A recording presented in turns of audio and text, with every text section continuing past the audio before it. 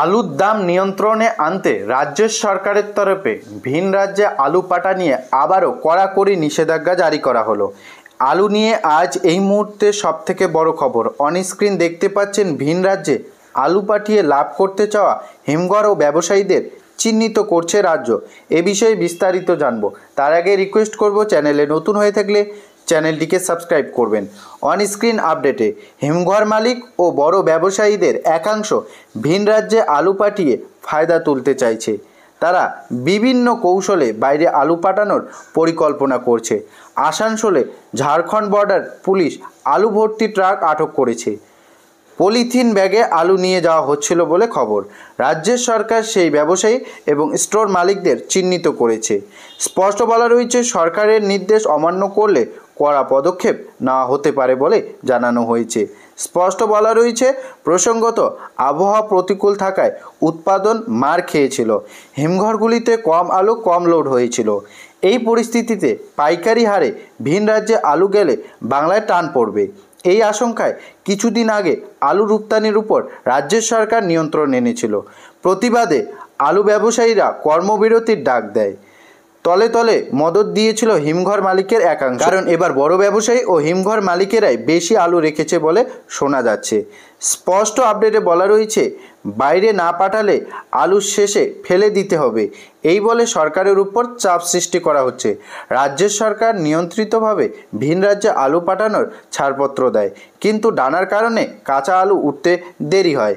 অর্থাৎ ডানা যে ঘূর্ণিঝড় ছিল সেই কারণে কিন্তু কাঁচা যে আলু তা কিন্তু উঠতে দেরি হয়। ইতিমধ্যে কিন্তু এরকম পরিকল্পনা নেওয়া হয়।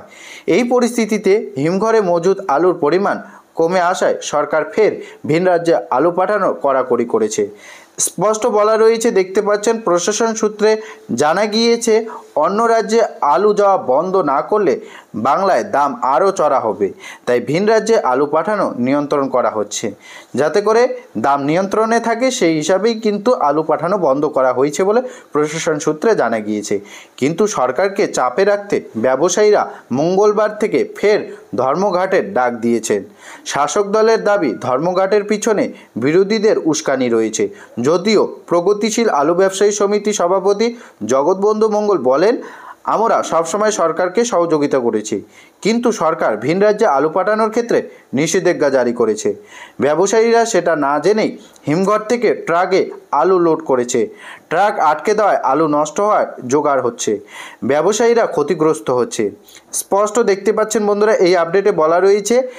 এদিকে রাজ্য সরকার তদন্ত করে জানতে পেরেছে, অম্বিকা কলনায় একটি হিমঘরে 40,000 প্যাকেট আলু রয়েছে। তার মধ্যে স্টোর মালিকের 20,000 প্যাকেট, আর একটি স্টোরে 75,000 প্যাকেট আলু রয়েছে। তার মধ্যে 45,000 প্যাকেট স্টোর মালিকের।